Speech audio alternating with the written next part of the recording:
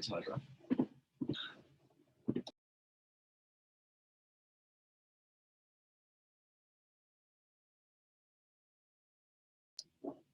Hey guys, thanks for jumping in. I'm just going to wait a couple of seconds while everyone gets in on the Zoom link. So it'll just take a couple of seconds, but feel free to jump in on that chat. If you have done the webinars before, you will be very familiar with how to do that. But there's that little chat button in there. Just say hello. And I just want to make sure you can all see the green Setting Up Safe Food Pro screen. That way I know we're all on the same page, which is always a good start. And I'll just chuck my video on as well so you can see who's actually talking today.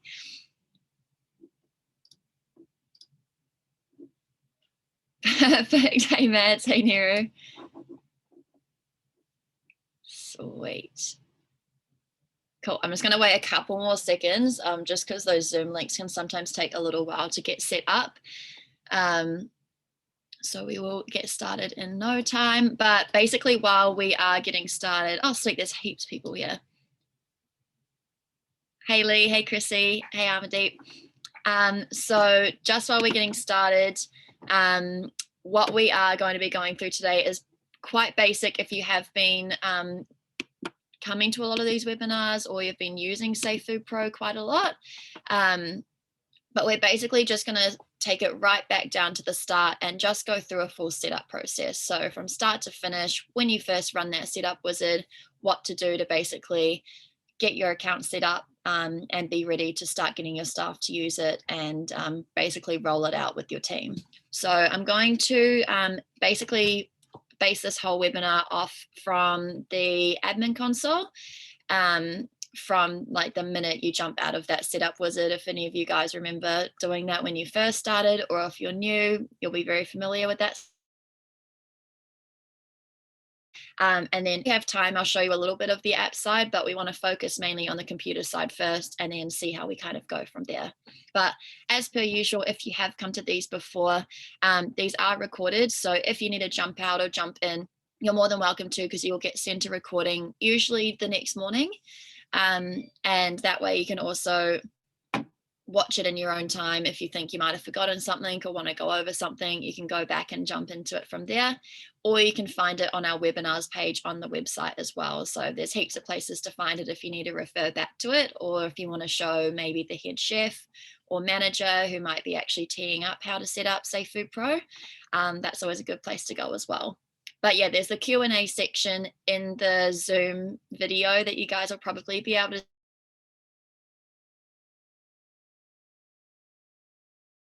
as we go. I'll try and look at them as we go, but multitasking might not work so well. So we do a Q&A session at the end too. So feel free to stay tuned for that and don't hold back on questions. It's literally why we do these, to make sure you guys know everything that's going on.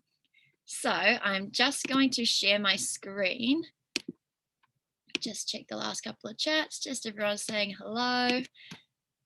Perfect. And I'm just going to share it so you can see my dashboard here. So let me know if you can't see it, but you should be able to just see the Safe Food Pro dashboard.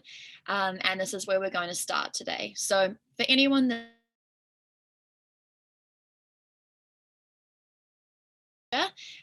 this is what you see when you first go through or first finish our setup wizard. If you haven't gone through the wizard before and set up your account, then contact me after this and I'll be able to send you the details on how to do that. But this is what you see when you first do and you're first finished answering your food plan questions and you're in your account. So what we're looking at here is the dashboard. And at the moment, it looks very blank. So when you first set up, you can kind of ignore it to start with until you start to use the app. But for those of you who are a bit newer, just a reminder, Safe Food Pro is the two separate sides of it. So the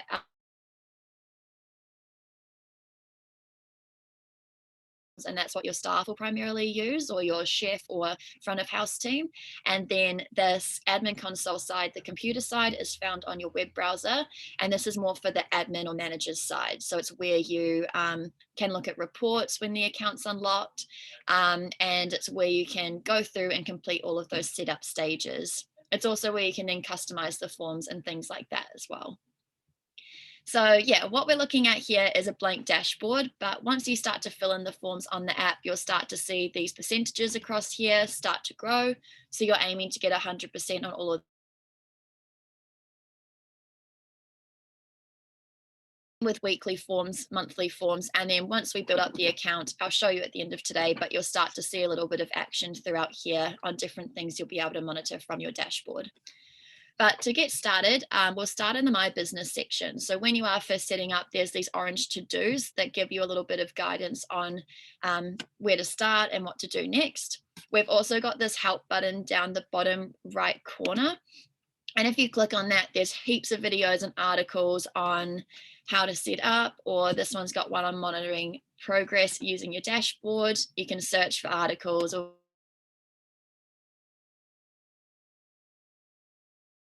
we've sometimes got a live chat in there as well if you jump on when I'm there too, and we'll be able to talk in live as well. Perfect. Cool. I just got a little thing popping up saying my internet's a bit flaky today. So if it is jumping in and out, let me know and I'll just change the connection over slightly, but hopefully we're all good. From there, jump into My Business, and this is a good place to start. So this is pretty basic, just business details to begin with. You set up all of this when you go through that setup wizard at the start. But what you're company logo, that will then go into some of your reports and stuff as well when you export those if you do later. So jump on it through there as well. Cool. From there, you can pop in any extra details. You can update these at any time. And it's also really cool to pop in your next verification date or last verification date as well. Just going to plug in our stronger internet connection just so then we don't lose it from there. And hope that I don't lose everyone when I do this. Fingers crossed we don't. Perfect. That way it hopefully won't be cutting in and out at all. Let me know if you can still hear me and I haven't just lost everyone, because that would be really sad. So what we can see from here is your business details. So add those in there. The more detail, the better, but this will show up in later things like in your verification report and stuff like that too. You can also pop in, verifier details, registration details, and this also gives you a list of all of those questions you went through when you first started your account. So you can always check if you've updated your food control plan that you're still complying to the same steps that you set at the start. If not, you can update these. If you do need to update them in the future, we're going to go over to food plan details because that's our to-do step. If you need to update those, you can always click edit food rules if you change your food control plan, and that'll just take you through those questions again. And that way you can update it and change or tick yes to things you might not have ticked yes to previously. First thing you want to do, this is a really quick exercise, but this is just a breakdown of how you tailor your food control plan. So it's going to just have a few tick boxes that you need to go through and complete all around, how you guys stay clean, how you manage and control your pests and things like that. If you've got someone external coming in, you can upload that floor plan that you guys need to have stored with you in here by downloading the template. You'll also see a list of all of the forms available in your account. So it's a massive long list here, which we'll then jump into on the forms page. And then you can go down and further answer all of these questions. So they're just tick boxes. Once you've ticked them all, that to-do sign will disappear and you would have completed that first step. So it's a really good basic step to go through and answer. If you find that to-do sign is still there afterwards, it'll mean that you've missed one of the tick boxes. If you can't see it, just message me because sometimes they can be a little bit hidden. Or you can just rerun that food rules wizard if there's one there that you don't actually do. And it might have just meant that you selected yes when you probably should have selected no for one of the questions. I'm going to skip over staff and users for a second, just because we always recommend I think best practice is to have your account fully set up and then start to invite your staff and users after that. That way, it's a really smooth onboarding process for them. So everything's set up and good to go. Then you can show them how to use it that way without them having to learn and change through it with you guys as well. So we'll jump to suppliers next. Super easy to add your suppliers in. All you need to do is click the plus button here. If you've got like a Excel spreadsheet of a list of all of your suppliers, you can do a bulk upload. So you can click this arrow here, and then you have to use our supplier template if you do want to bulk upload it. So you click on this red line here, it'll open an Excel spreadsheet, and then you can just copy and paste all of your suppliers in there and follow just the different columns and add the information in the relative columns. If you want to just add them individually, you can do that too. You click this little green person here and it opens up the supplier form. So you can select supplier type, so goods or services. Let's say goods. Let's add in, say, we'll do Bidfoods as an example. I know a lot of people use them. You can add in, if you've got like a supplier certificate off them, you can add in the details in here and the date it expires. If you add that in, it'll also remind you on the dashboard if it is expired and you need to follow them up for a new one. You can then go through and add in contact details. So we'll just do a pretty basic example. Contact person name. You can add in an email address if you want. You can add in a phone number.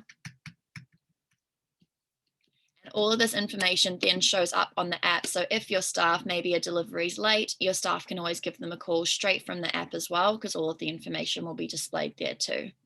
Goods supplied, let's just say fresh fruit and veggies. And then you can also log what days their deliveries come on. So let's say they deliver on a Monday and a Thursday. That'll save it there. And then any extra notes that you might want the staff to see when it's stored on the app. You can also then upload resources. So maybe that supplier certificate, you could upload it straight from here as well. You'd click the plus button. You've got either a file resource or a link resource, like a URL. I'll click on the file. And then you can click upload to attach a file here. So you can add as many resources that might be relevant. It doesn't have to be the certificate. It could be extra contact information, or maybe invoices that they might send you, or things like that as well. You can store it all here so it's saved in the one place. Once you've done that, you can just continually build that list up. You also have the option, if your Verify ever wants to see a list of your current suppliers, you can export it there. So it exports it to like a spreadsheet from there too. The next step is the equipment. So you can now see that to-do sign's gone off the suppliers. So now we'll jump onto the equipment so we can get that to-do sign gone there as well. Exact same thing as suppliers. You can bulk upload.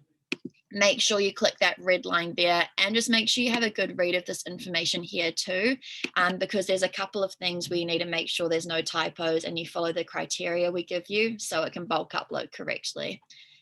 If you ever want us to just have a quick look over the bulk upload template for you guys, we're more than happy to do that, just so then you don't bulk upload the wrong data or anything like that.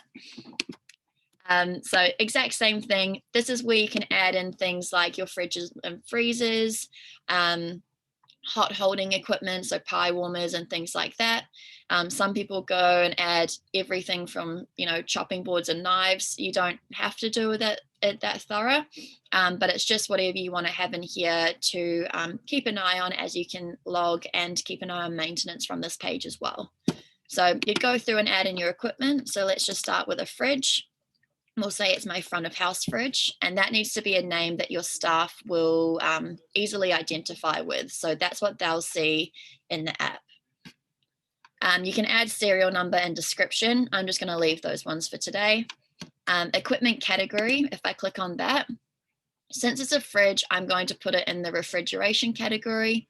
There are a few others. Hot holding, that's for your hot holding equipment, freezer, and then a couple of others from there. For the refrigeration ones, for refrigeration and freezer, if you add it in those categories, then those pieces of equipment will automatically show up on the app in your temperature check form. So you don't need to go and edit your temperature check form at all to add your equipment. As soon as you've added it in the equipment page, it'll show up there on the app, ready to go. You won't have to do a thing.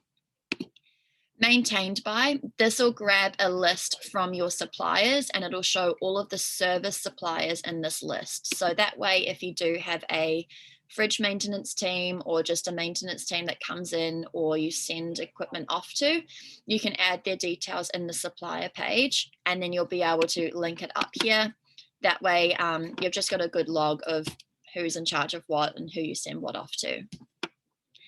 Maintenance frequency, you can fully change that here as well. And what this is how often you do those big checks on the maintenance. So let's just say I do a good proper check maybe once a year, or maybe we could even do once every 6 months. So I'll change that to 6. We don't want 6 years, 6 months.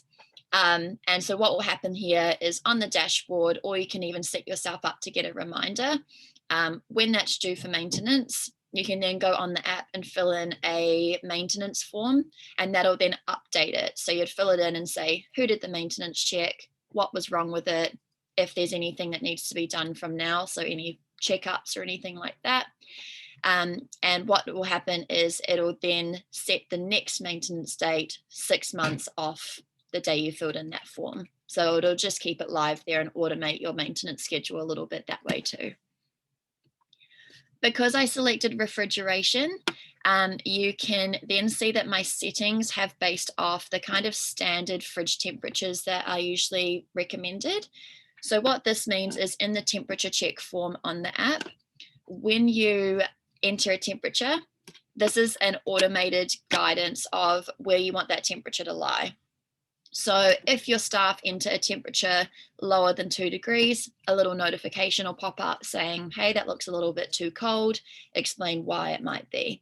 Same for if it's higher than 5 degrees, say it's 10 degrees, a notification will pop up. It'll say it looks a little bit too warm.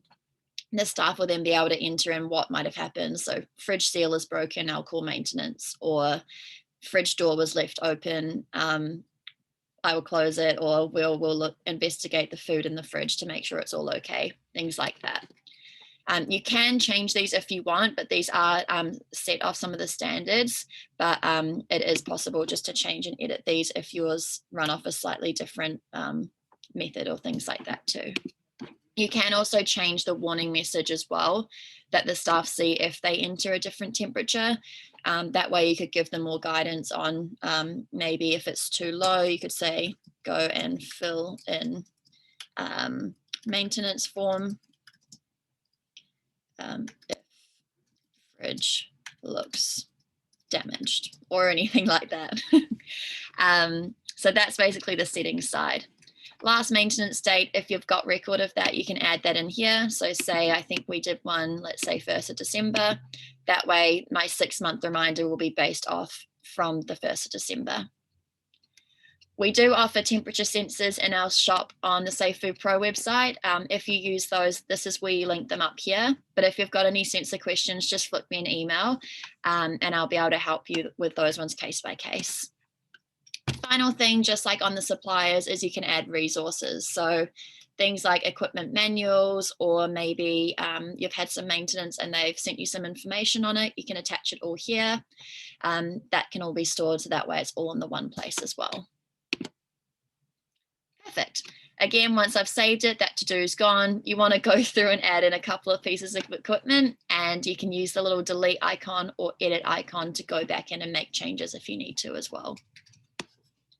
Perfect. Next thing that's a really good one to jump in and do, which I know a few people haven't that are in the webinar today, is to have a look at the forms. So what I'd probably recommend after you've set up your equipment and suppliers, if you are quite new to Safe Food Pro, is to then download the app. So go to your app store on your phone, or if you're using a work tablet, on that as well. Search for Safe Food Pro in the App Store or Google Play Store, and then log in with those login details that you first set up your account with.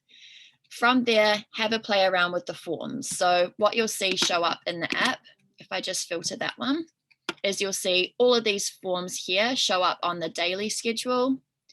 You'll then have forms show up on the weekly schedule. So that means each of these forms you need to fill in once per week. And then all of these forms will show up in the monthly schedule. So you'll see these ones show up in January, April, July, and October on the This Month tab. Have a good play around. That way you kind of know how to complete the forms. And then you'll also be able to see which ones are showing up where, what you might be missing, and what ones are a little bit different to what you used to do. So you might want to customize from there. We've also got the ones with this little gray tick next to it. So all of these ones down here, and that means it's an ad hoc form. So you'll see they've got things like staff training, pest checks, so when you get a visit from pest control, if you do get one, those maintenance checks we were just talking about, and some extra cooking checks. So these are the ad hoc forms that are in a green plus button on the app.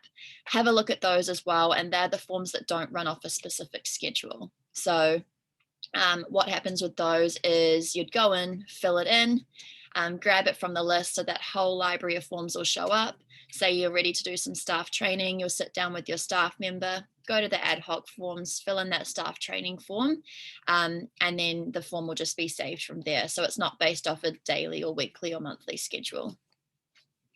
Once you know, maybe you've written a list or you've logged it in your phone, what things you might want to change, then jump into the forms page from there to start having a look at what might need to change.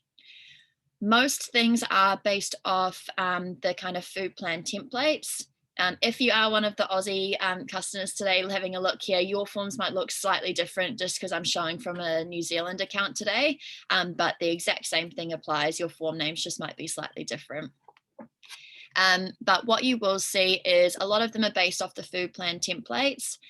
But the things that you might want to customize are things like daily cleaning checks, or maybe you want to add some additional tasks to an opening or closing form.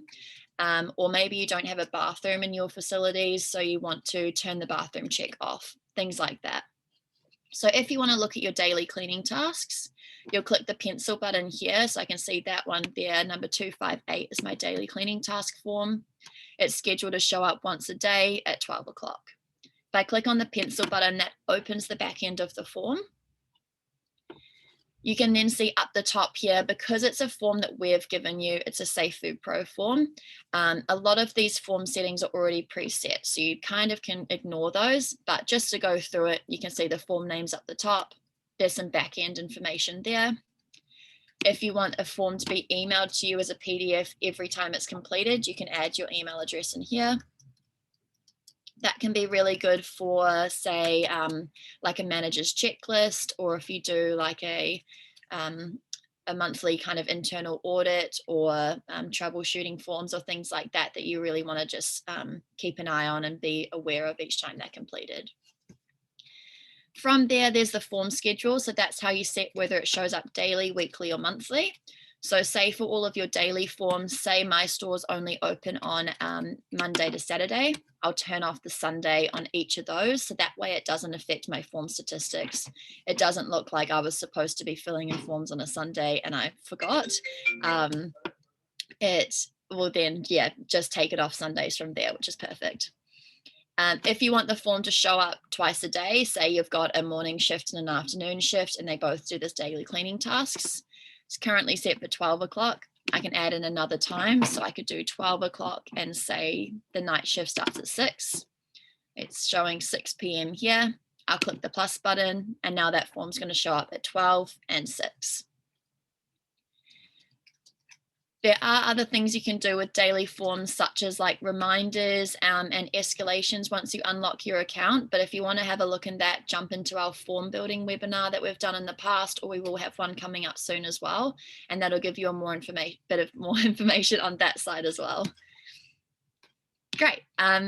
For the cleaning one, I'll give you a quick overview, but again, there'll be a lot more information in the form building webinar, but you'll jump down to form design if you want to edit the form.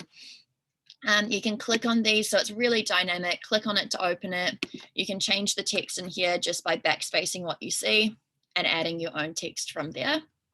You can delete things by clicking the delete icon, close them by clicking it.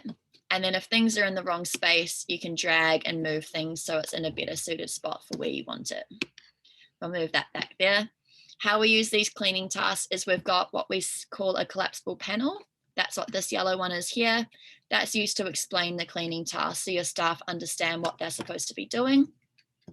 We've then got a question there, so that question mark matches this question up here, and that's when your staff can actually answer the form as well. So answer the questions that are in the form.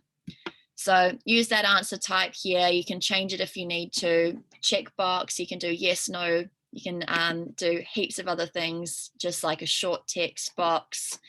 a date time question, multi-choice, heaps of things like that. So jump in here, change the questions to suit your business. Maybe you don't scrub the bench tops, but you need them to mop the floors every day. You can change the text there so it suits what you guys do.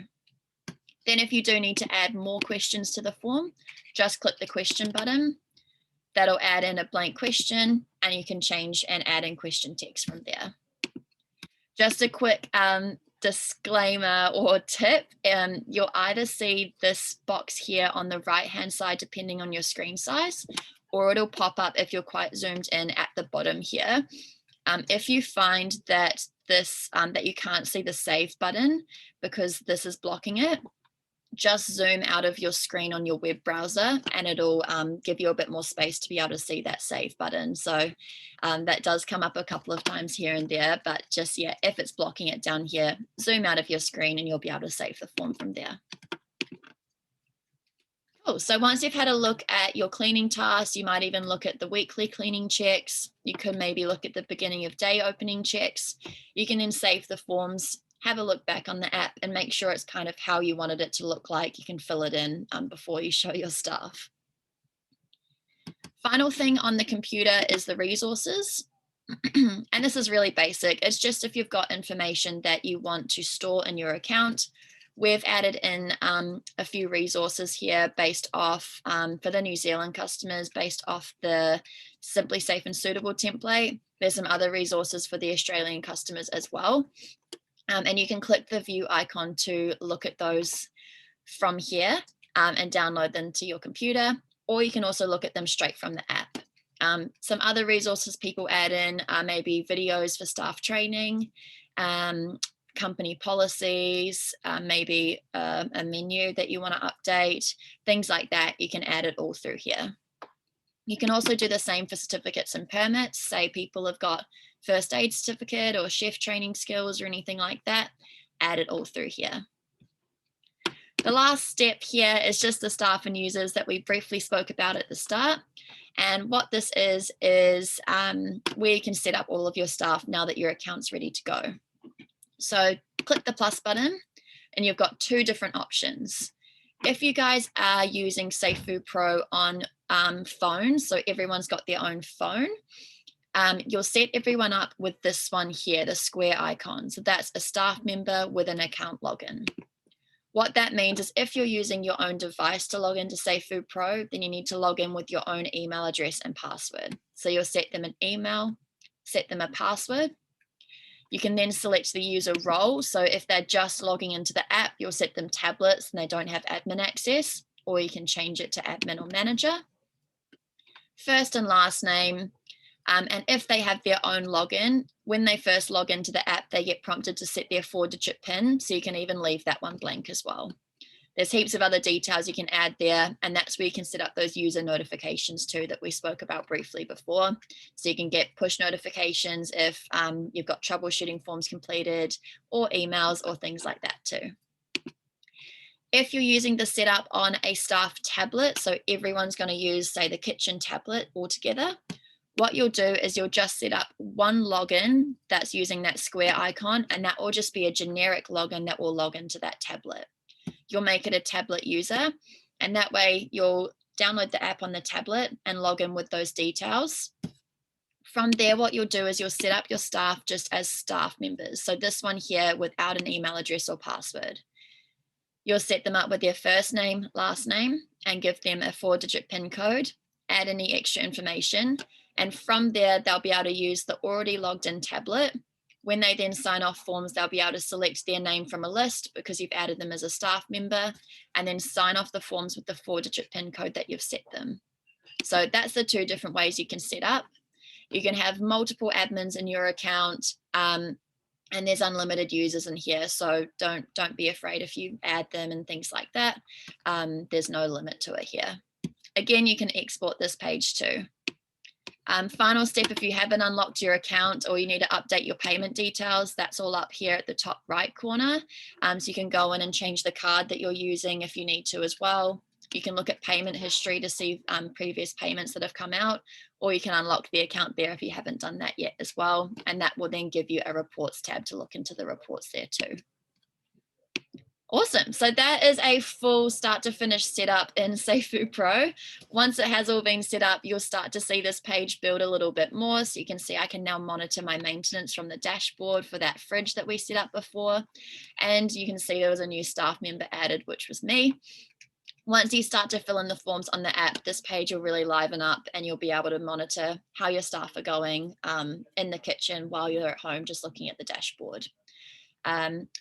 Best little tip out there is we recommend you to use Google Chrome when you are looking at the admin console. It's just a really good browser that works really well with SafeFood Pro. So download Google Chrome if you haven't got that, and it makes it work super quick and things like that from there too. Cool, so I'm just gonna open up the floor. If anyone does have any questions, feel free to throw them into the Q&A section or the chat, and I'll be able to help answer them from there. But while I've got you guys, we have got a Facebook user group. So search for the SafeFood Pro user group on Facebook for a couple of extra tips and tricks. We've also got a blog and we've got that whole support library as well if you are feeling stuck. But please don't hesitate to flick me an email or check out all those support articles. There's heaps of information in there that'll be able to help.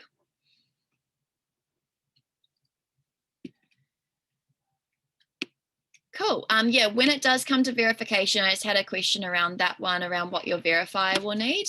When it does come to verification, when your account is unlocked, so mine's still in a trial mode, when your account is unlocked by adding in those payment details here, you'll have a reports page. And what you can even do is verification time, you can set up your verifier as a user. So you'd go to that staff and users page, click the green plus button, and then you're making them a user with a login. So you click that one there. You'd add in your verifier's email address and set them a password, and then set their role to verifier. So it's a slightly restricted access, so they can't do things like view payment details, edit staff and users, things like that. Set up their first name and last name, and then save it, and that'll send them an email. Best to contact them and ask that they're happy to do it that way. But what that means is they'll then have login details to log into your SafeFood Pro account from their office or from their home and have a look through their records before they get to your site. So it's a really good way to do it, especially with the environment we're in at the moment where things can be a little bit more remote. It just means there's less time spent in your cafe or restaurant or store. And they only need to come there to do the visual check, and the paperwork side or the online side can be kind of more in their own time. That's a really good way to do it. Verifiers might not want to do it that way, so best to ask them and see what works best for them. If not, there will be a reports page here that shows up when your account's unlocked, and you'll be able to have your computer on site when it comes to verification and have a look through all of your records. So once you've filled them in on the app, they're stored on that reports page, and they're stored there. You can't lose them. So everything will show up in there, so you can show them all the hard work you guys have been doing through the app. Perfect. Are there any more questions while I've got you? Yep, you can. So there's a question about messaging staff from the computer. You can do that. There is a message button up at the top here. So if you click this green button here, you can send a message to everyone from the app.